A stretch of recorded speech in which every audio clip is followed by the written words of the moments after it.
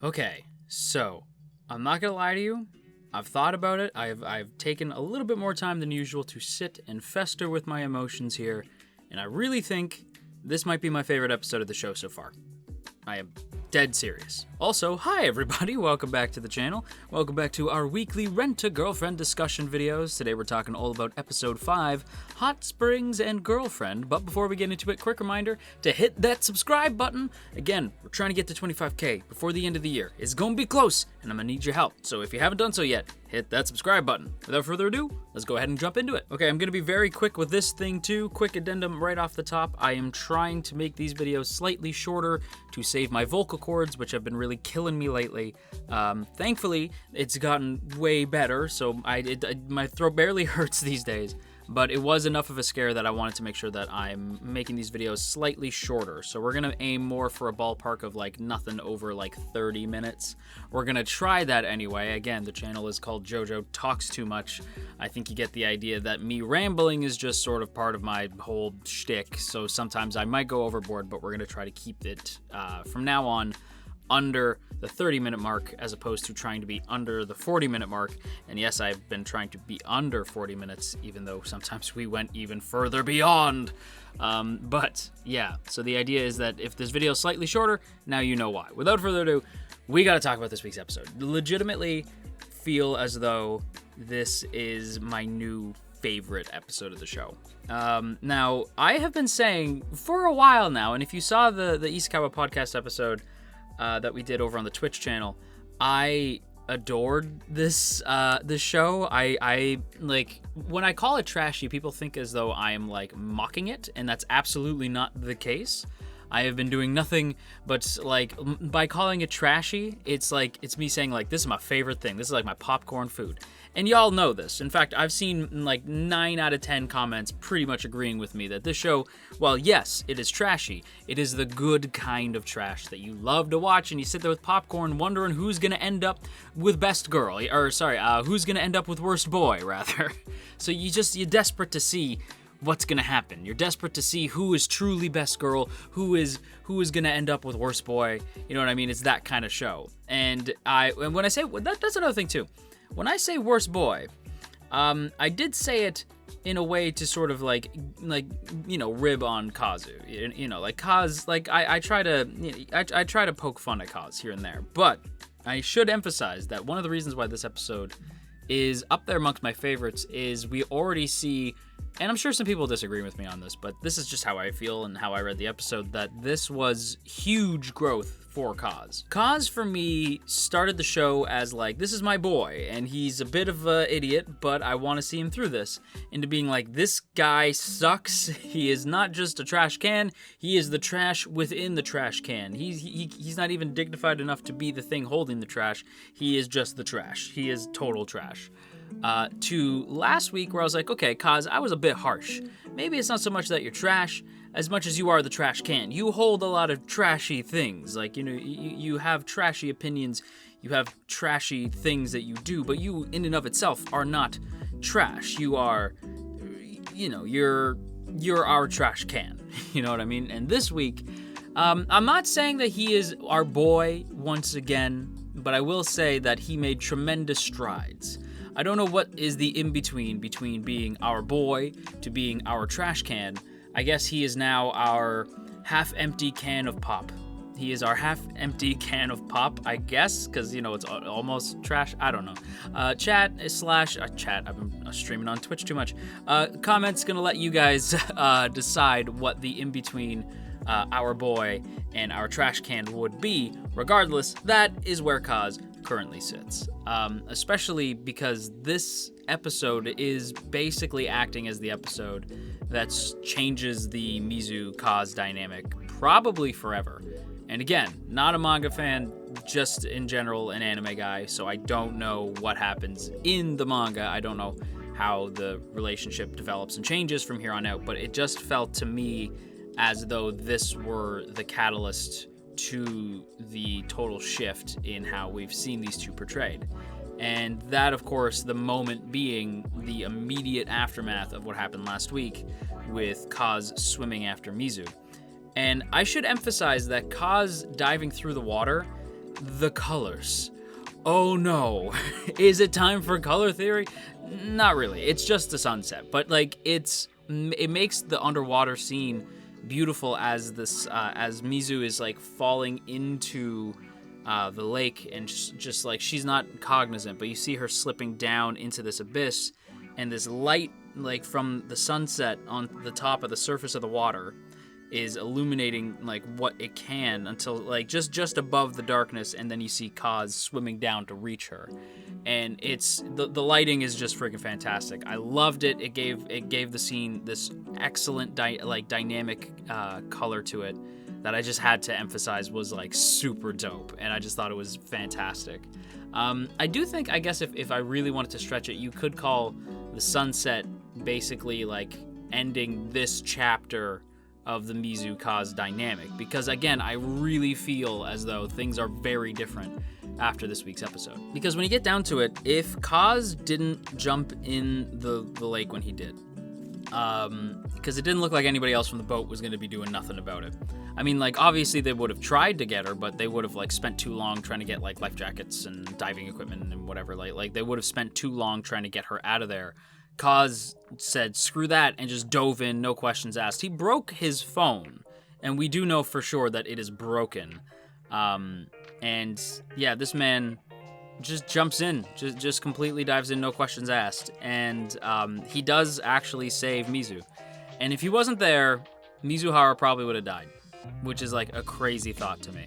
Because like she was not kicking out, like, you know what I mean? Like she was going down for the 3 count. Like she was like, no, like, so Kaz had to save her, and you see him sort of pull her close and then kick as hard as he can back up to the surface, but this obviously just knocks the wind right out of him. So when he manages to get them up to the surface, he crawls up and probably just passes right out. Like it was too much energy. And Kaz isn't exactly the most physically fit dude on the planet, and that whole, like, the stress, the anxiety, the like sheer force of will that must have taken, it, like the energy that must have taken, it absolutely knocks Kaz out. And he seems relatively waterlogged because of it. Like he is like, not that he drowns, but that he did take in a lot of water trying to get to Mizuhara. And I can't stress enough that I was genuinely shocked, and to me this was a huge growth moment for Kaz. And we'll actually get more into Kaz's personal growth in just a sec, but I want to also emphasize that it's not so much that just Kaz saved Mizu.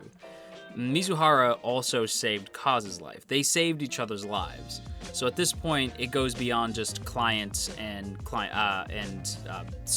rental girlfriend, you know what I mean? And like, this is no longer just two people who keep bumping into each other's lives. They have actively participated in like lengthening each other's lives, you know what I mean? Like they have actively saved each other at this point.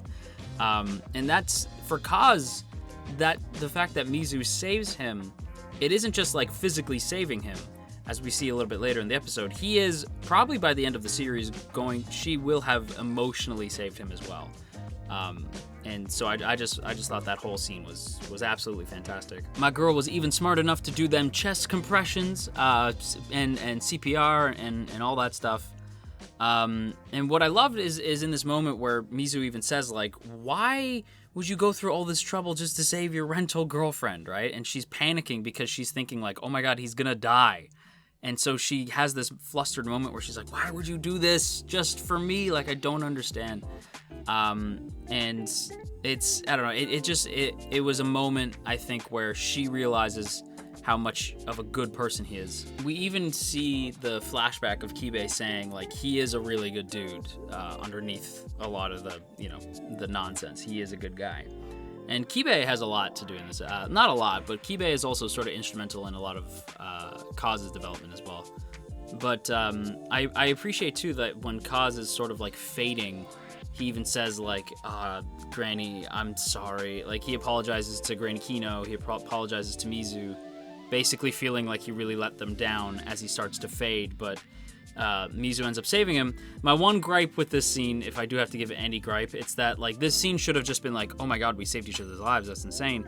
But Kaz, you know, being Kaz, gets flustered over the fact that Mizu looks hot, because of course he does. Well, I mean, like, I can't expect him to completely change, okay? But, like, that's the only thing that I have an issue with, where I was like, really? Like, that's the thing that you want to have, that you want to focus in on, Kaz? That? But like on top of that too, like it's also great to see, or not great to see, but it feels realistic, the fact that the Coast Guard, instead of just saving them, be like, now let's get you two back to shore. The Coast Guard at first is like, what were you thinking? Like, the Coast Guard's pissed with both of them. Like, what the hell? Like, what happened? If you were sick, why didn't you just stay inside the boat? And why the hell didn't you wait for somebody to actually help, like, who knows how to do this? Like of course the Coast Guard would be pissed. And then their friends are pissed too. Like, Kibe and the gang are like, what the seven hells were you thinking? Like, you both could have died. Like, just like they scream at both of them. And admittedly, like, in that moment, yeah, I'd be pissed too if I was their friend or the Coast Guard. I'd be like, what were you thinking? Like, we know that it's justified, right? Because she wasn't gonna make it. Like, we saw that she wasn't gonna make it, so it had to be Kaz.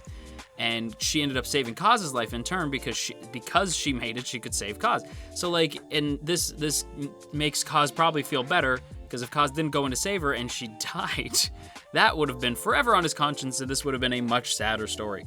But, you know, like, when you're faced with the idea of losing somebody like that, one of your first human emotions is anger, right? You're just like, why would you do that? Like, you can't help but be like, what the hell are you thinking? Like, it's, I don't know. I thought that whole scene was honestly really well handled. But let's talk a little bit about the development that we get for Kaz. Because in the aftermath of, like, the event that changes everything, that, you know, saving Mizu, Kaz attempts to, like, explain things to Mami-chan. And this Ice Queen, like, she, like, when stuff happened originally, like, when this whole, like, situation popped off, we see the friends panic, right? We see them, like, freak out, and, like, Kibe overhears what's going on the radio, and he's like, oh my god. Like, he has, like, like, the look of shock. One of the girls, like, runs in, and she's like, Mami-chan! Like, explaining, like, it's Kaz, we gotta go! Like, so, but Mami-chan looks like she's in that, like, cold Ice Queen mode, you know, like, where her eyes get all, like, just, they seem to peer into your soul. She's in that mode. And she stays in that mode the whole episode. Mind you, she's not here the whole time, but, like, she just Ice Queen the rest of the episode. And we see, like, Kaz attempt to, you know, try to explain himself. But this bitch just rolls the window down on him. Like, or not down. She rolls it up so that he can't talk to her. And he says, like, oh yeah, I guess she hates me now. And I'm like, why the hell would she hate you? Like, we know why. But, like, if I were Kaz, I would have been like, wow, what a shitty person. Like, I saved my girlfriend, and she's mad at me for it. What was I supposed to do, let her die? What a shit human being, you know what I mean? Like, but of course, Mami-chan doesn't know how, either she doesn't know how serious it was, or she flat out does not care. Either way, Mami-chan's the worst. I think we can all agree she is worst girl, and yet somehow best girl at the same time. I know a lot of people love Mami-chan, and I'll admit, and I've said this in videos, Mami-chan's one of those villains, and I know that it's a slice of life, so I shouldn't say villain, but she's a villain. Like, she's one of those characters, I guess we'll say, that when she's on screen, she's despicable, but she's written to be that way. So when they are acting despicable and they just are on screen in general, even though you're like, oh, I hate that character, you like to hate them. You know what I mean? There's a lot of characters like that. Especially this year, there's been a lot of characters in anime where it's just like, oh, they're deplorable, but I love them. I love how awful they are. To borrow a wrestling term, it's sort of like booing for the heel, right? You're booing for the heel because they said something heelish and wrong, but if a heel, that being like the bad guys in wrestling, if they're doing their jobs correctly, you like to boo them. You know what I mean? Like, it's part of the fun. So with anime, and basically any story in general, when you have a character like Mami-chan, who is on screen, and I'm like, oh, this bitch, but every time she's on screen, I get kind of excited because I want to know what she's gonna do. I think that's the sign of a really excellent writer in terms of character writing. I think that shows the author's skill at writing despicable characters. The fact that they can make you hate this character, but also love to see them. And that's pretty much what we get with Mami-chan. But again, I don't, like, at the very least, Kaz is not clicking that that's, you know, a shitty thing for her to do.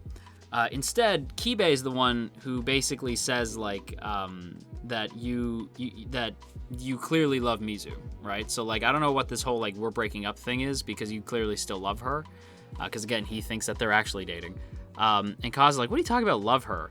And this is true because Kibe points out like, dude, you threw your life away to save her. You could have died, but you didn't even think about it. You knew you had to save her, so you put your life on the line for her. If that's not love, dude, I don't know what is. And when he says that really, really throws a monkey wrench into all of Kaz's emotions, right? And at the same time, yet again, Kibe is the king of the show as far as I'm concerned. Kibe, like, dropped his crown at the beach, I assume, because I didn't see him wearing one this week when he very rightfully should have been. But yeah, like, Kibe basically telling Kaz, like, dude, you love her. It's really clear. So go get her, like stay with her, and all that jazz. But of course, Kaz is like, you don't get it, like you don't understand the complexities of the situation. But basically, you have Kaz like sort of like maybe like wrestling with this idea, right? He has this awkward reunion at the apartment buildings with Mizu when she's in like cute Mizu glasses mode, and they have like an awkward sort of reunion. They don't say much. They go to their separate apartments. And Kaz notices that they're sending like pictures from the trip. And again, because the show can be incredibly like pervy, what it feels like it, Kaz starts to beat the meat flute. Kaz starts to, serenade the surrounding apartments with his meat flute. He's a master at playing that thing. And he's specifically beaten said meat to the tune of Mami-chan. This is the weirdest statement I've made. But as this is happening, and I can't believe I'm talking about a scene about some dude giving himself some self-love in a way that is deep character writing, but like it's not necessarily deep, but it is well-handled character development within a scene of a dude jacking it. But anyway, as he's thinking about Mami-chan, he gets these flashes of Mizu sort of interfering with the self-love session, and he says, and I can't believe he says this, Mizu would kick my ass for saying this, but this was the moment I knew these feelings passed beyond the point of no return. This was the moment that Kaz realized for certain that yes, indeed, he loves Mizu. He actually does. Maybe as much as Mami-chan. And this is a problem for him, right? Because now he's just like, all of my plans dashed. I don't know what I'm going to do. But at the very least, it doesn't seem like Mami-chan's really interested at the moment anyway, so he may as well just sort of, keep going on these fake dates anyway. But that's not it either. Later on in the episode, when we get to the whole, like, scene where they have to share the hotel room, Kaz offers to sleep either in the bathroom or by the door. Like, he grabs his cot and is ready to move. Old Kaz would have, he would have been, like, sleazy about it. Like, not like sleazy, but he would have been like, oh, what's the big deal? I'll just sleep here. Like, it would have been Mizu who forced him to move. But now Kaz is like, hey, I'm gonna take my cot. I'm gonna go sleep by the door. I don't want to, like, give you trouble sleeping tonight. So I'm gonna head over there. Like, the fact that he does that, the fact that he saves Mizu in the first place, the fact that he's realizing his emotions, it's good development for Kaz. And I was genuinely like, Kaz, you're a good lad. You are a good lad. You just make stupid decisions sometimes. But ultimately, you are a good dude. And that needs to be said. You're vaguely simpy, but you're a good dude. And I mean, hey, I know a lot of good dudes who also are kind of simpy. So it's all good, Kaz. You're getting back in my good books, my boy. And then there's Mizu. Mizu's growth is a little bit more subtle, I think, than Kaz's, but it is pretty impactful by the end of the episode. With Mizuhara's grandmother shows up, and it turns out that Granny Kino and Granny Mizu, they both were released from the hospital, so they decide to go on this sort of like health tourism trip up to the mountains at this like hot springs resort. And it's basically just a ploy to get Mizu and Kaz to be in the same hotel room. and admittedly, it's really funny. And both grannies being like school kids going like, dude, are you ready to have a sleepover? And they're like, yeah. It's hilarious. I love the grannies. They are really funny. Most episodes that they appear in, especially Granny Kino, who like this girl be playing gotcha games in the bath, which was hilarious. Like she has like a Ziploc bag playing gotcha game. Granny Kino is a legend. But yeah, the scene of Mizu showing up. First of all, the Yukata Mizuhara, and even Kaz says this himself. That's OP. Yukata Mizu is OP. I was like, oh Kaz, I'm sorry. This is a lot for you. This is going to be a lot for you, my boy. But I have full faith after the development you have had. I have full faith that you will not be a creepy dick. I give you my full faith on that. Because yeah, Mizu in the yukata is absolutely gorgeous. I was totally floored. My girl is like a 10 out of 10 in that outfit. I mean, my girl really do be like a 10 out of 10 most of the time, but I'm just saying, yukata Mizu is OP. I feel like you can ask anybody that and they'll probably agree. But what is interesting to me is not the yukata. I mean, it's part of it, but it's the fact that like Mizu says like, that's it. I'm telling them we're broken up. Like I'm telling them that we broke up. It'll solve this problem. I'm just gonna tell them. And so she runs off to tell Granny Kino, but they end up having this moment where they're talking about how, like she says, like basically something along the lines of, what if I wasn't the person that you thought I was, to Granny Kino, because they sort of meet in the bath. It's where she's playing gotcha games. And Granny Kino just sort of like shrugs and says like, well, everybody lies. It's like, it doesn't make you a bad person for lying. Like everybody lies sometimes. And I thought that was a really sweet scene. I will say, like, Granny Kino, like, feeling up Mizu was weird, and I didn't really like that. That's why I'm not showing any screenshots from that scene, because, like, that's weird. But, like, it's a comedy anime, whatever. But, yeah, I didn't really like that much. But the scene itself, I thought, like, the lines of dialogue, I thought, were strong. Like, what if I wasn't the person you thought I was? Everybody lies. Genuine life lesson. Everybody lies. Doesn't necessarily make you a bad person. Everybody's got to lie sometimes. But what I appreciate is that Mizu, in turn, decides to just sort of make the best of this situation and says, like, let's drink. And they have a nice dinner. Her and Kaz, like, actually spend the night in the same hotel room. We don't get to see how that night ends, but we do know that the two of them just kind of share a drink and a meal, and they end up having a genuinely good time. Like, they watch TV together, they have some drinks together, they eat together. They are going to sleep in the same area. I didn't want to say they sleep together because that's, you know, that's sort of a double entendre. They do. I don't know if they're going to sleep together. I highly, highly, highly doubt it. But they are going to sleep in the same room, and that's sweet. So there's that. But yeah, I don't know. I really enjoyed this episode in general. I liked seeing Mizu's growth in the sense that she is starting to realize that Kaz is a really good dude. Like, she always had an inkling that he is a good person underneath a lot of the sort of simpy, aggressive nature that he has in regards to, like, the whole dating scene. But she kind of had an inkling that he was good. But after the Kibe thing, plus the fact that he saved her from death, obviously, like, she's seen this whole new side of him.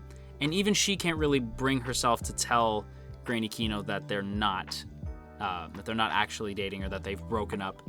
So she can't even like lie to fix her other lie. Like, she just feels like she's too far invested in this now. And the fact that she genuinely laughs, like, lets out her genuine laugh, which Kaz notes that he's never actually heard before.